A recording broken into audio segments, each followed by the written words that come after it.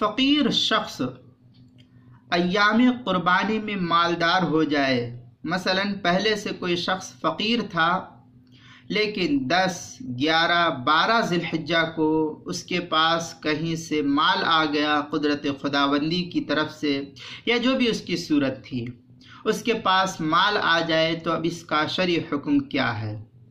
जवाब, जो शख्स पहले फ़कीर था ऐन अय्याम क़ुरबानी में, यानी 10, 11, 12 ज़िलहिज्जा जो है, इन 3 अय्याम में से किसी दिन भी, क़ुरबानी के तीसरे दिन हो या दूसरे दिन हो या पहले दिन हो, क़ुरबानी के आखिरी अय्याम तक, आखिरी वक्त में जो है वो शख्स साहिब निसाब हो गया, तो उस शख्स पर क़ुरबानी करना लाजिम है।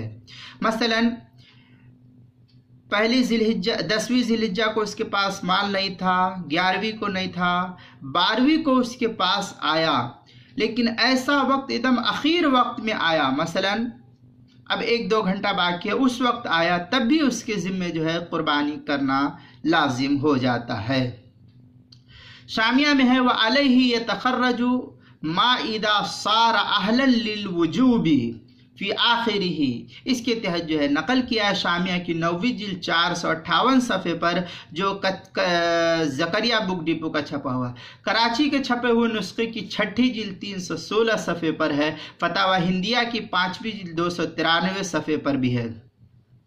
और फतावा हिंदिया ही में ये शर्त लगाई है यकून गनियन फ़ी जमील वक्ति हत्ता लौ काना फ़कीरन फ़ी अव्वलिल वक्ति सुम्मा ऐसर फ़ी आखिरिही तजिबु अलैहि, ये जो है फतावा हिंदिया की 5वीं जिल्द 292 सफ़े पर भी है।